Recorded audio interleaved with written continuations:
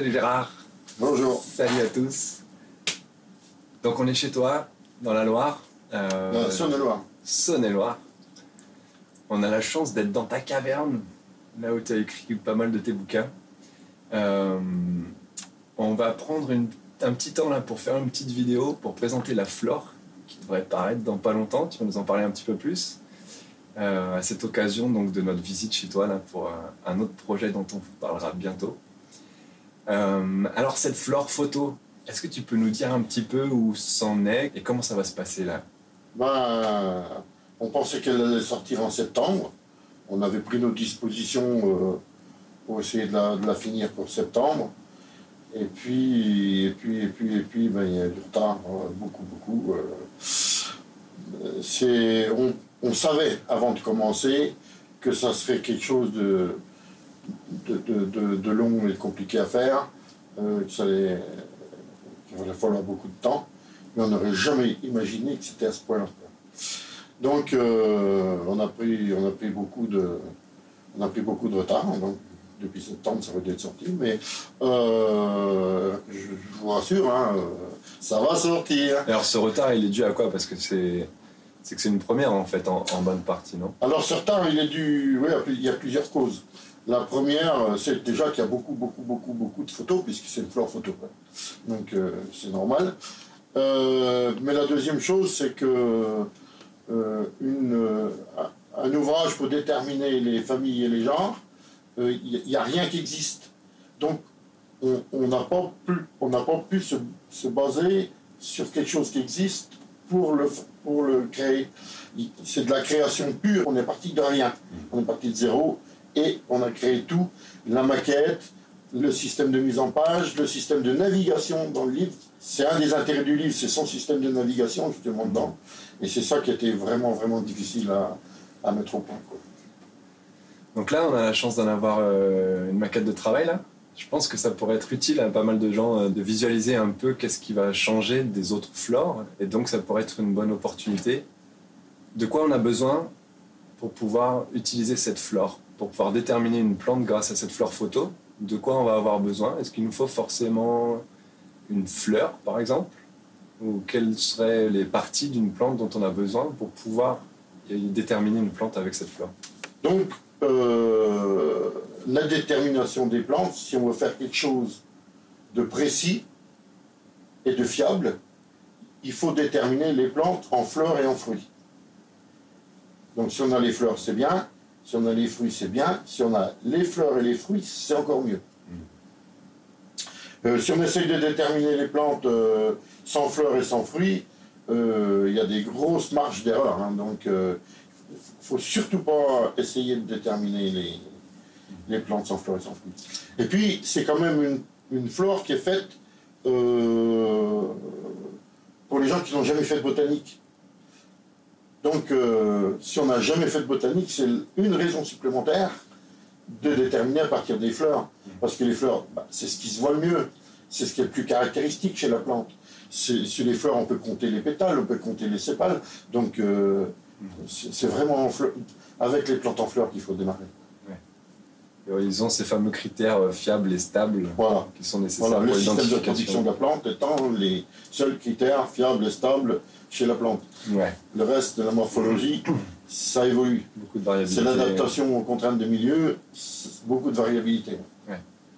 Ok, donc là on est au mois de janvier. Il n'y a pas énormément de plantes qui sont en fleurs dehors. On va essayer quand même d'en trouver une pour se faire une petite démonstration.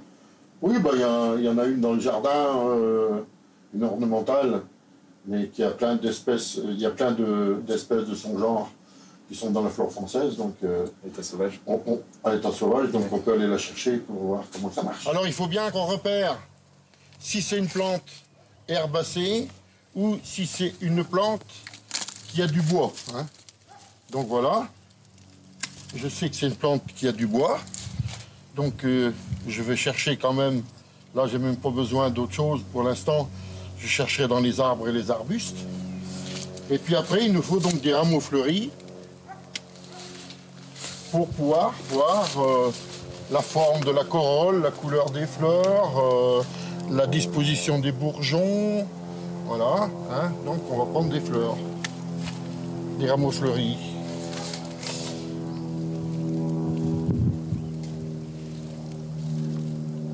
Hop, on va faire un bouquet quoi. Et le mieux c'est un bouquet, hein. C'est comme pour faire un bouquet. Et là on a tout ce qui est intéressant pour identifier. C'est un jeu de piste, c'est un jeu de piste, c'est un jeu de piste. On répond à des questions et on arrive au nom, de la plante. Hop, voilà, il y en a assez, hein. Il n'en faut pas beaucoup.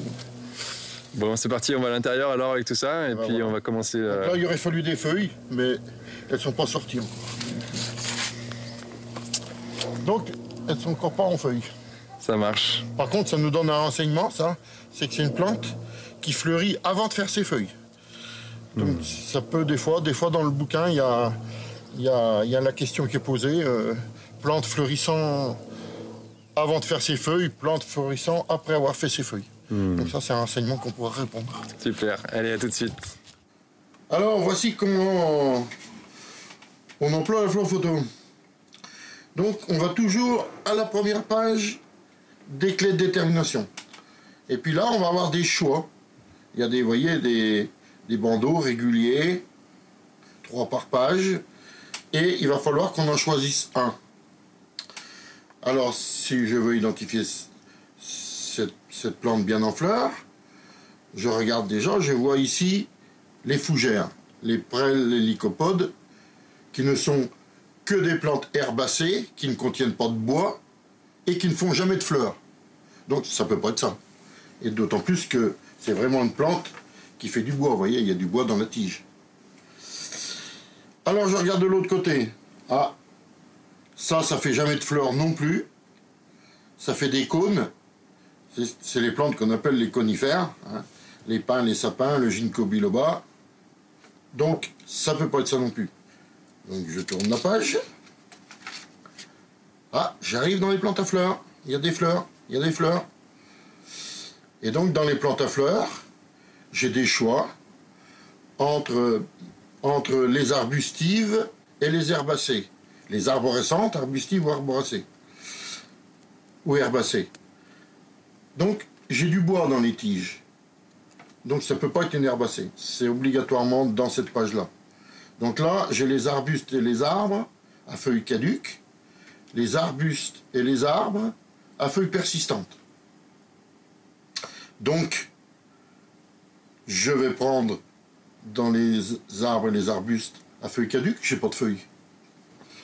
Et là, je vois, j'ai des flèches.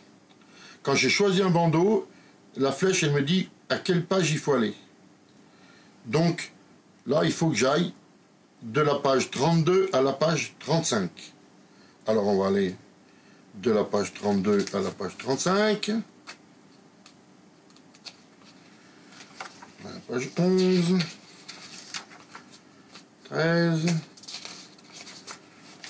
32, 23.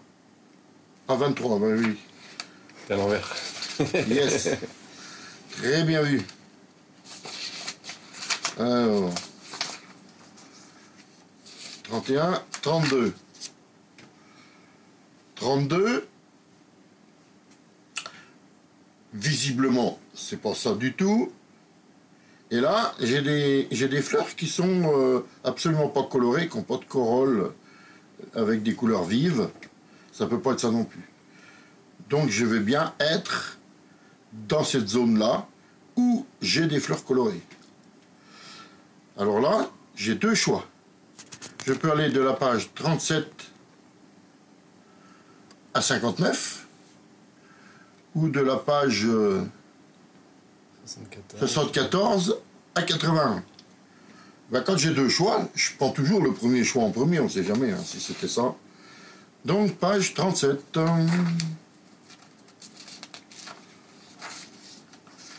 37. Donc là, on est à la page 37. Et puis là, je regarde dans mes pages. Est-ce qu'il y a quelque chose qui ressemble à ma fleur?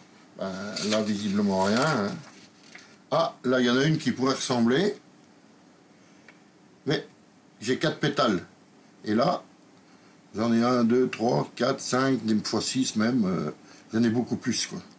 Et puis le bois est vert. Là, le bois, vous voyez, il est marron, il n'est pas vert. Donc ça peut pas être ça. Donc je continue. Donc comme ça, jusqu'à la page... Jusqu'à la page... Ah ben non, la fleur, elle est jaune, mais c'est pas du tout la même forme. Hein. Et là, c'est pas ces fleurs-là non plus. Donc, c'est pas là. Donc, dans ces cas-là, il faut que je prenne l'autre cas. Voilà. 74 à 81. Donc, page 74.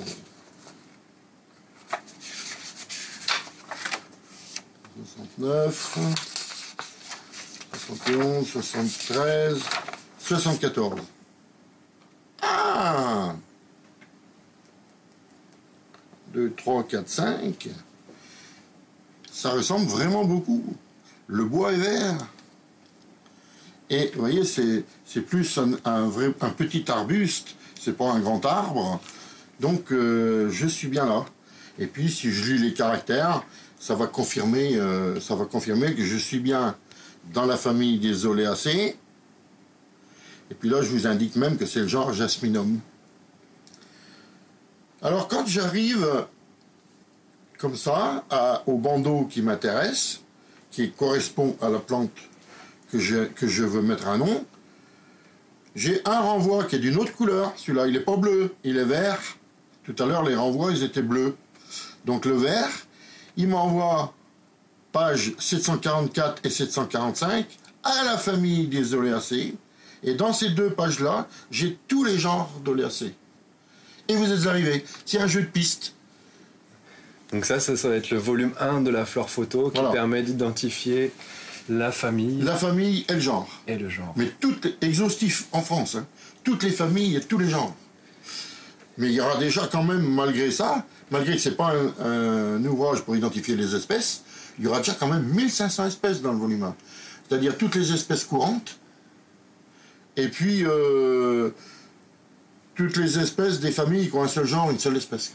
Mais après, il y a les autres volumes pour déterminer les espèces. Hein. Il y aura toutes les espèces indigènes sauvages, il y aura toutes les espèces qui ont été introduites et puis qui sont ce qu'on appelle nous les botanistes naturalisées, c'est-à-dire qui sont mis à pousser toutes seules dans le milieu sauvage. Et puis il y aura toutes les espèces qui sont beaucoup cultivées, soit en ornemental, soit en alimentaire, soit en médicinal, même si on ne les retrouve pas dans le milieu sauvage. Donc elles y sont pour que les gens puissent savoir, cette plante-là, il y a beaucoup de gens qui l'ont dans leur jardin. Donc elle y sera pour que celui qui l'a dans son jardin puisse pouvoir mettre le nom dessus. Donc encore un petit peu de patience, mais encore quelques petits mois à patienter pour fignoler tout ça. Voilà. Et donc on pourra se procurer ce bouquin. Il est actuellement encore disponible donc en souscription là. Oui. Et... soit par le site Promonature, soit direct à Promonature, à l'adresse postale. Hein. Génial. Super, merci beaucoup Gérard pour cette démonstration là. J'ai vraiment hâte de l'avoir dans les mains cette fleur. Et puis à bientôt. On fera d'autres vidéos dans pas très longtemps pour d'autres projets en construction, bien excitants aussi. Donc merci et puis à tout bientôt. Merci d'être venu.